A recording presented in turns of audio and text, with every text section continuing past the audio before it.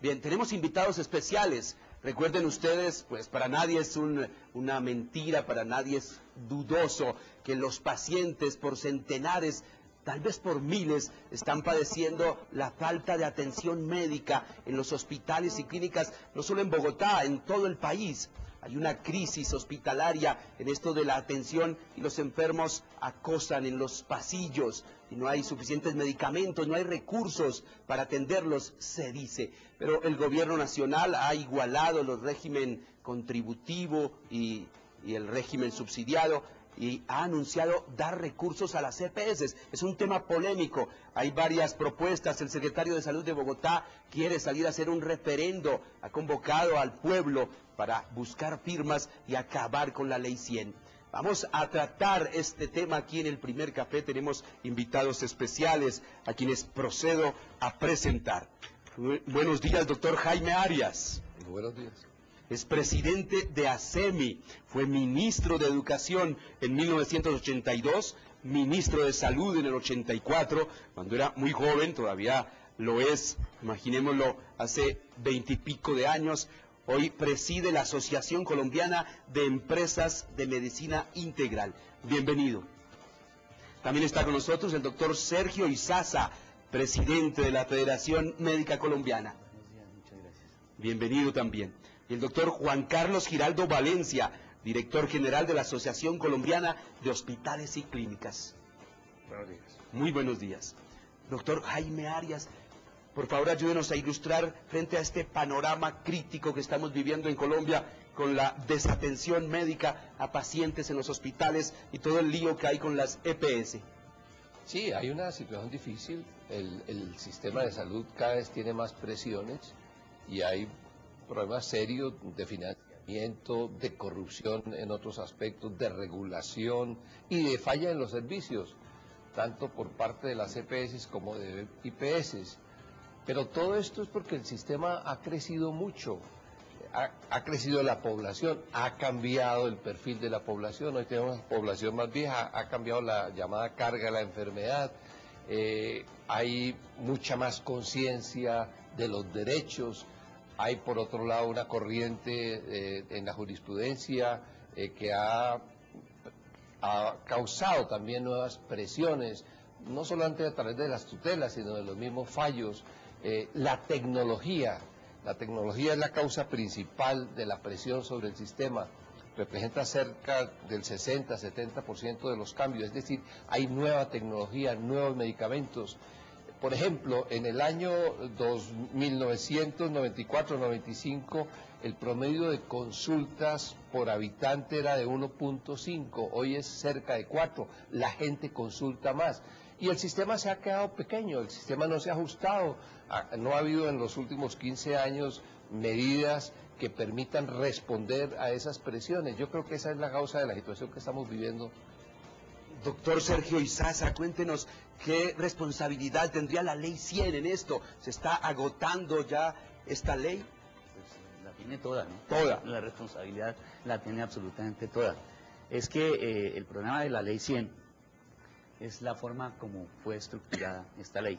El núcleo de la Ley 100 es precisamente la posibilidad y la garantía de la creación de un sistema financiero, ¿sí?, en donde se recibía y se recibe permanentemente una gran cantidad de dinero. Este año para la salud hay 42 billones de pesos, 42 billones de pesos provenientes, por un lado, un segmento de los impuestos generales y otra parte, muy importante, la mayoría, de los aportes que usted hace, que yo hago, que hacemos todos los que trabajamos, ¿sí? Y esos dineros tienen una destinación específica para salud.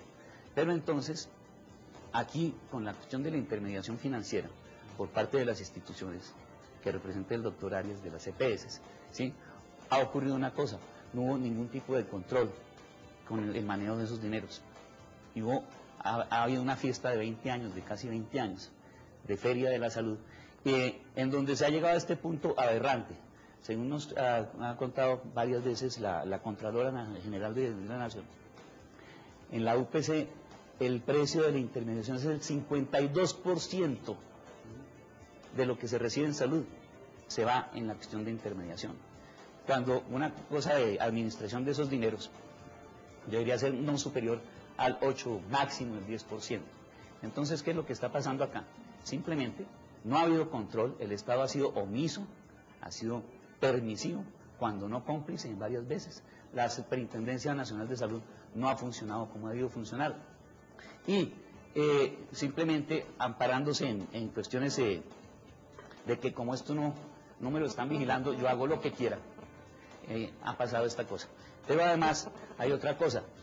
El doctor Arias acaba de decir que es que lo que pasa es que ha crecido la población, que las tutelas, etcétera. Mire, si usted tiene un sistema que funciona, la gente no tiene que tutelar su derecho. Pero cuando el sistema no funciona y le violan los derechos, perdón por la palabra, pues tiene que tutelar para que le cumplan con sus derechos. Y además, si más de la mitad de lo que está destinado a salud se utiliza en otras cosas que no tienen nada que ver en salud, como construcción de hoteles, financiación de equipos de fútbol, exportación de capital, de la salud, como si fueran capitales privados, pues la plata obviamente que no alcanza. Y ahorita con la cuestión de la igualación del POS, nosotros, los médicos, que hemos estado trabajando sobre esta cuestión muy juiciosamente durante todo el año pasado y estudiando estos problemas, lo que vemos es que más es una forma embosada, ¿sí?, disfrazada de mandarles el flotador de auxilio a las EPS. Si no han funcionado adecuadamente administrando esto, y se llevan el 52% en la intermediación, entre EPS, medicamentos no regulados, etcétera. Y ahorita les van a dar, ¿sí?, que para que administren la igualación del POS. Bueno, ¿en qué estamos? Yo sí le diría a la población colombiana, pónganse bien a mirar las cosas, a ver si esto es la salida. Nosotros consideramos que no es la salida. La población está muy crítica frente al tema, pero démosle la palabra al doctor Juan Carlos Giraldo. Es usted director general de la Asociación Colombiana de Hospitales y Clínicas. ¿Cómo ven ustedes esta crisis desde los hospitales? Miren, nosotros estamos diciendo, y no de ahora, en este momento, sino desde hace varios años, que el sistema de salud colombiano llegó a un punto de no retorno. Inclusive hemos llegado a calificar como que este momento ya es un sistema fallido. Y lo decimos porque los resultados, es decir, los sistemas se deben medir es por la calidad y la cantidad de resultados que alcanzan. Un sistema de salud se debe medir es por cuán aliviada tiene la gente, el nivel de salud de la población. Y nosotros estamos viendo que los resultados que se obtienen con toda esta parafernalia que es el sistema de salud colombiano no son buenos. El perfil epidemiológico no ha mejorado, por el contrario, la carga de enfermedad se ha incrementado. La discapacidad se ha aumentado. Le doy un dato que es tremendo. Hoy un colombiano nace con una esperanza de vivir discapacitado 18 años. Eso lo arrojan estudios como el de la carga de enfermedad. Cuando usted ve la hipertensión, la diabetes, la obesidad, se ha incrementado. ¿Por qué traigo ese tema? Porque los resultados del sistema se miden en ese tipo de indicadores, la mortalidad materna, la sífilis congénita, esto se viene incrementando. ¿Cuál es el meollo de este asunto? El sistema se dedicó a volverse netamente curativo o asistencial.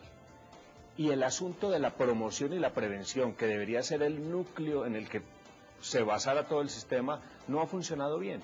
Por lo tanto, la población, hoy, ¿por qué tiene esa frecuencia que mencionaba el doctor Arias?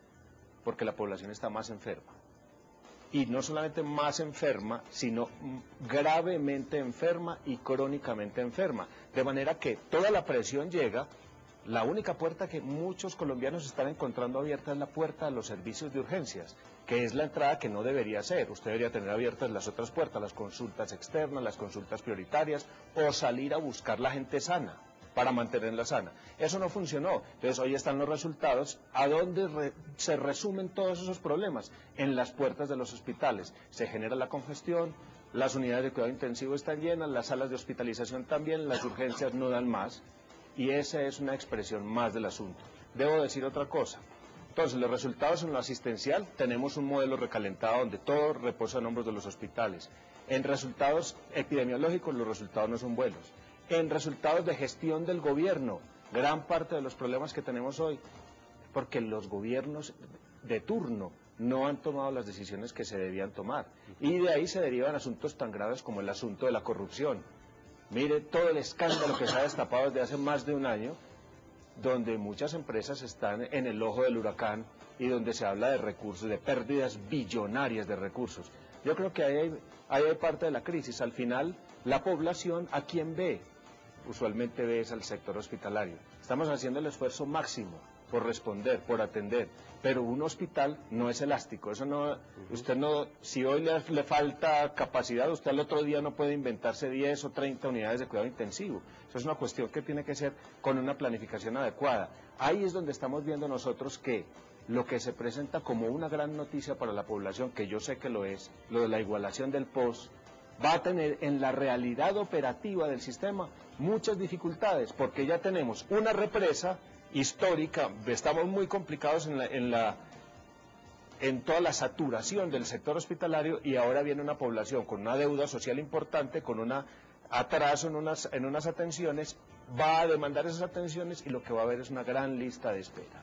¿Cómo salir de este lío? Algunas EPS empezaron a declararse en iliquidez. Ayer registrábamos la noticia de Comeva, que se declaró ilíquida. Más adelante vamos a presentar esta noticia por nuestro periodista Pablo Bastidas, pero démosle ahora la palabra a nuestros televidentes activos. A través del chat se están comunicando con nosotros, seguramente tienen inquietudes para formularle a nuestros invitados. Jennifer Giraldo. Sí, señor, pregunta por este lado Maite. La pregunta es, creo que la salud en nuestro país sigue siendo una mercancía que solo pueden alcanzar quienes tienen recursos para pagar. ¿Quién controla los pagos de las EPS? Doctor Jaime Arias, sí, ¿quién controla el pago de las EPS? Primero quiero referirme al tema de mercancía, que últimamente ha salido ese cuento que los mercaderes de la salud, pues los mercaderes son todos los que están en el mercado, es decir, todos los colombianos, porque aquí hay un mercado de la salud.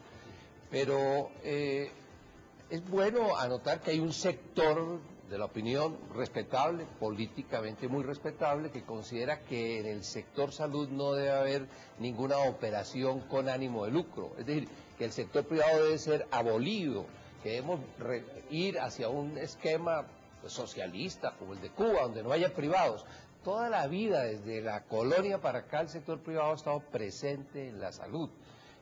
Lo estaba en muchas EPS, en muchos hospitales y clínicas, especialmente los médicos son privados. Yo defiendo la presencia del sector privado en la salud, claro, controlada, vigilada, sin abusos, porque el sector privado tiene derecho a tener unos beneficios por su trabajo, pero no más, no a especular con la salud. La salud es un bien meritorio que hay que respetar. Eso es pues en cuanto a la primera inquietud. Ahora, ¿quién controla las EPS? El sistema tiene mecanismos de control, si no funciona, gravísimo. En primer lugar, la Superintendencia de Salud. Ahora, yo quisiera en esto ser muy positivo, yo creo que hay cosas en las cuales coincidimos. Yo, por ejemplo, coincido con el doctor Giraldo en el sentido de que este sistema está al revés. Este es un sistema hecho para privilegiar a un sector muy pequeño de la población. Nosotros necesitamos un sistema donde se atienda al grueso de la población desde el primer nivel, pero no, aquí todo es disparado hacia los grandes subespecialistas, hacia los hospitales de cuarto nivel, y ha habido un descuido de los niveles básicos. En eso estamos de acuerdo, en otras cosas no estamos de acuerdo. Por ejemplo, doctor Izaza, ese cuento de que el 50% del dinero que de la unidad de capitación se queda en manos de las EPS, eso no es cierto. Yo desafío realmente a que me lo muestren con cifras. Las EPS, y un caso es Comeva, están pasando por una situación muy complicada, como también los hospitales. A las EPS no les paga el FOSIGA los famosos recobros, ahí hay 2,5 billones atrapados, que deberían estar en manos de los hospitales, porque las EPS le den ese dinero a los proveedores y a los hospitales. Ahí sí hay una crisis en el tema del financiamiento, está estancado el dinero, está existiendo ese dinero. De manera que en muchas cosas estamos de acuerdo, en otras no. Doctor Izaza, fallaron los controles, falló la superintendencia. Estamos hablando de un colapso del sistema de salud en Colombia. ¿Ustedes se sostienen que el 52% de los recursos quedan entre los intermediarios? Claro, es que esas no son cifras mías, y precisamente son de la Contraloría General de la Nación, y no dije en las EPS solamente, en la cadena de intermediación, de la cual participan, entre otras, las EPS, ¿cierto?, se queda el 52%, palabras de la Contraloría. Si eso lo dice la entidad oficial de control, pues esa es mi base, mi soporte para plantearlo. Eso por un lado. Pero por otro lado, además, está la situación de que nosotros decidimos, y creo que hospitales y clínicas también desde hace bastante tiempo, no vamos a hablar más de críticas al sistema de salud. Es que esta cuestión no es solamente una crisis, es que se está hundiendo. Esta cuestión es, haga de cuenta, un paciente descerebrado en la unidad de cuidado intensivo, que si usted le quita el soporte respiratorio, se muere. Es la misma cuestión de este sistema. Pretenden inyectarle ahorita el último flotador o otro flotador más, después se inventará alguna otra cosa, de pronto un impuesto adicional para salud, etcétera. Pero este es un sistema que está manteniéndose artificialmente, que no tiene la capacidad de resolver los problemas de salud de la población, y que se tiene que plantear el país un sistema completamente nuevo. Y respecto a la cuestión de la mercancía, no es el simplismo con que plantea el doctor Arias la cuestión de la mercancía de la salud. No, es que cuando usted establece un sistema en que, de acuerdo con la capacidad de pago, tiene derecho a unos servicios en mayor o en menor grado, entonces tenemos el POS, el POSito, ya no va a haber POSito supuestamente, pero entonces a unos de los responsables, que son las EPS de esa cadena de intermediación, les van a salvar dándoles la plata para que manejen un POS igualado. A ver, por favor, ¿de qué estamos hablando? Esa no es la salida que nosotros vemos. Nosotros consideramos que el sistema debe estar, un nuevo sistema de salud, una nueva estructura del sistema de salud, debe estar planteado en términos de que la salud no es un bien, la salud es un derecho fundamental de cada uno de los colombianos. Entonces tiene que estar estructurado para servir a la persona, ¿sí?, y garantizarle ese derecho fundamental, no para garantizar un sistema financiero, de intermediación financiera con ánimo de lucro, cuya disculpa es disque prestar servicios de salud.